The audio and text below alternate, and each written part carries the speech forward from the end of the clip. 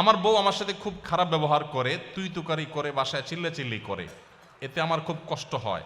আমার বউ এখানে উপস্থিত আছে, আমার বউকে কিছু নসিহত করুন প্লিজ। যে ভদ্রলোক প্রশ্নটি করেছেন, আমার মনে হয় যে আজকে বউকে তিনি ফুসলে ফাসলে আনছেন এই উদ্দেশ্যে,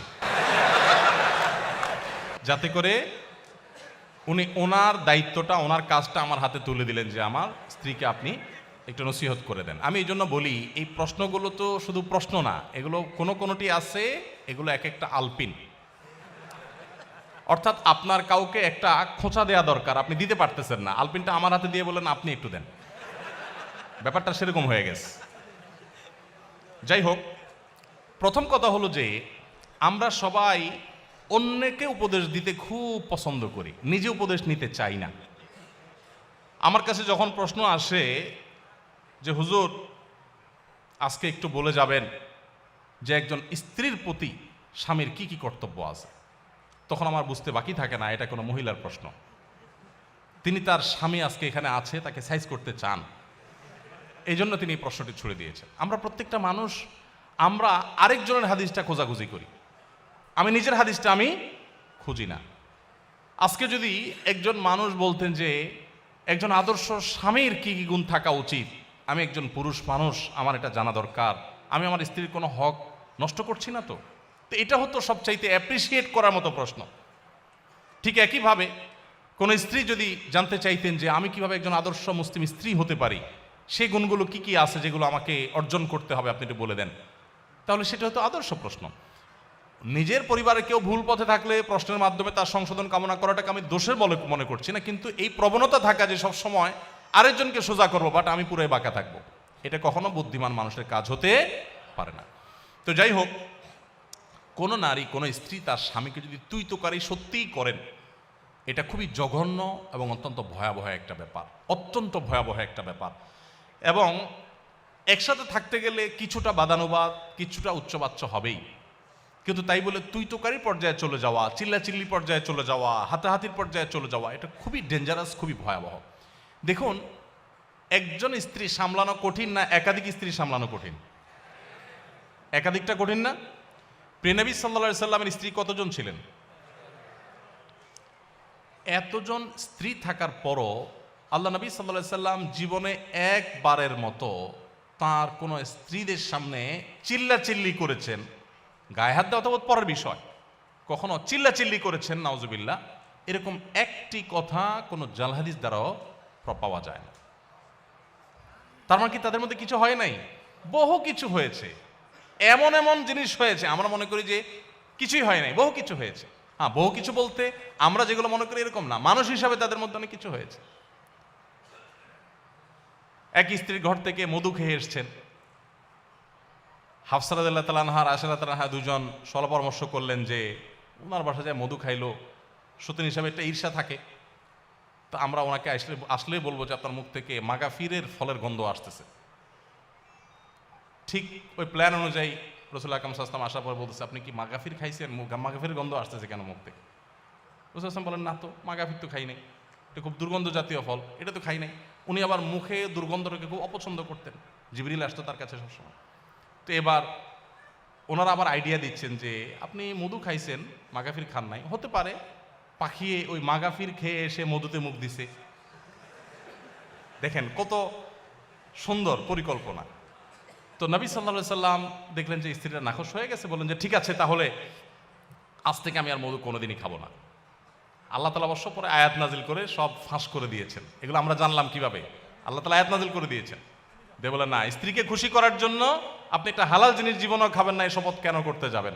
আল্লাহ তাআলা নবী সাল্লাল্লাহু আলাইহি সাল্লামকে নাসিহা করেছেন। তাহলে দাম্পত্য জীবনে নবী সাল্লাল্লাহু আলাইহি সাল্লামের স্ত্রীদের এরকম বিষয় আসলে ছিল, কিন্তু নবী সাল্লাল্লাহু আলাইহি সাল্লাম কখনো রাগ করেন নাই। তো একইভাবে আমাদের স্বামীদেরও উচিত স্ত্রীদের সাথে সুন্দর আচরণ করা, স্ত্রীদের উচিত স্বামীদের সাথে সুন্দর আচরণ করা। ভালো করে শুনে রাখেন, অনেক মহিলা আছে লম্বা লম্বা তসবিহ পড়েন, ঘন্টায় ঘন্টা কোরআন তেলাওয়াত করেন, ওয়াজ একটার পর একটা ভিডিও শুনতে থাকেন, শুনতে থাকেন, শুনতে থাকেন, এমনকি রান্না করেন তখনও ভিডিও চালাই দিয়ে তারপরে শুনেন, মাগার স্বামীর সাথে দুর্ব্যবহার করেন, স্বামীর কথা শুনেন না। আছে না নাই? এখানে যদি পুরুষ বেশি, অতএব পুরুষের ঠিকের পরিমাণ বেশি হবে, এটাই স্বাভাবিক। কিন্তু শুনেন, আমি একটা কথা প্রায় বলি, আমাদের বোনদের জন্য তিতা করল্লার মতো আমল হলো স্বামীর আনুগত্য করা, স্বামীকে শ্রদ্ধা করা। তিতা করল্লা খেতে কষ্ট হলেও, করলার রস চিবায় খেতে কষ্ট হলেও অনেক দুরারোগ্য ব্যাধির উপশম হয়। ঠিক একইভাবে আপনি যদি জান্নাত পেতে চান, আপনার স্বামীর অনেক কিছু অপছন্দনীয় হলেও যতক্ষণ পর্যন্ত সে আপনাকে কোরআন হাদিস বিরোধী কিছু করতে না বলবে, ততক্ষণ পর্যন্ত তাকে মেনে চলা, শ্রদ্ধা করা, এটা আপনার কর্তব্যের অংশ। স্বামী তো পরের কথা, যে কোনো বয়সে বড় মানুষকেই তো শ্রদ্ধা করতে হয়, না হলে তো নবী সাল্লাল্লাহু আলাইহি ওয়াসাল্লামের উম্মতই থাকতে পারে না সে। আমি এরকম বহু মহিলার কথা জানি যে শুধু বোরকা পরেন না, হাত মোজা পামোজা মেনটেন করেন, তাহাজ্জুদও পড়েন, জিকির আজকার করেন, তেলাওয়াত করেন, ওয়াজ শুধু শুনেন না, ওয়াজ মানুষকে করেনও, মাগার ওনার স্বামীর প্রতি তিনি দায়িত্বশীল স্ত্রী না। কখনো এই মা নারী আল্লাহর কাছে প্রিয় বান্দী হতে পারবে না। ইসলাম যে সুন্দর একটা পরিবার ব্যবস্থাপনা আমাদের দিয়েছে, এটার মূল মন্ত্রটা এখানে যে স্বামীকে তার স্ত্রীর প্রতি সর্বোচ্চ সদ্ব্যবহার করার নির্দেশ করা হয়েছে, আবার স্ত্রীকে স্বামীর প্রতি রেসপেক্ট করতে বলা হয়েছে। সবাই যার যার জায়গায় সর্বোচ্চ ভালো হওয়ার চেষ্টা করবে। এবং স্বামীদের ব্যাপারে নবী সাল্লাল্লাহু আলাইহি ওয়াসাল্লাম কত বড় কথা বলেছেন যে তোমাদের ভিতরে সবচাইতে উত্তম মানুষ সে যে তার ফ্যামিলির কাছে, স্ত্রীর কাছে ভালো। এবং নবীজি কত বড় মানে উচ্চ পর্যায়ের সদাচরণ তার ছিল যে তিনি বলছেন ওয়ানা খায়রুকুম লি আহলি, স্ত্রীর কাছে ভালো থাকার ক্ষেত্রে তোমাদের যে কারোর চাইতে আমি আমার পরিবার স্ত্রীদের কাছে আমি ভালো। এতজন স্ত্রীর কাছে ভালো থাকা সহজ কাজ না কঠিন কাজ? কি পরিমাণ ধৈর্যের পাহাড় হলে এটা সম্ভব? অতএব স্বামী স্ত্রী উভয়ের প্রতি দায়িত্বশীল হওয়া উচিত। বিশেষ করে মা বোনরা তথাকথিত বরবাদ হয়ে যাবে। আল্লাহকে সন্তুষ্ট করবার জন্য নিজের কাছে ভালো না লাগলেও দাঁত খিচে সবর করে হলেও নিজের স্বামীকে শ্রদ্ধা করতে শিখুন। আপনাকে ওরা উস্কানি দিবে, আর রেখে দাও, ছেড়ে যাও ওকে, কারোর উপরে তোমাকে নির্ভর হয়ে থাকতে হবে নাকি? ওরা উস্কানি দিয়ে আপনাকে বের করে দিবে। এর পরবর্তী ইতিহাসটা আর ওরা আপনাকে জানতেও আসবে না, মানুষকে জানাতেও আসবে না। এই জন্য আল্লাহর ভয় যদি থাকে, স্বামী স্ত্রী পরস্পর প্রতি শ্রদ্ধাশীল হতে হবে, এবং এটা না হলে আপনার তাকওয়া কখনো শক্তিশালী হবে না। আপনার জন্য সবচেয়ে বড় চ্যালেঞ্জগুলোর একটা হলো, মনে রাখেন, আপনার জন্য নফল নামাজ পড়া, কোরআন হাদিসের অনেক কিছু চর্চা করা আপনার জন্য এত কঠিন না, স্বামীর আনুগত্য করা তত কঠিন। নবী সাল্লাল্লাহু আলাইহি ওয়াসাল্লাম মেয়েদের জান্নাতে যাওয়ার পূর্ব শর্ত 4টা উল্লেখ করেছেন। ইজা সাল্লাতিল মারআতু খামসাহা ওয়া সামাত শাহরাহা ওয়া আতাআত যাওজাহা ওয়া হাফিজাত ফারজাহা।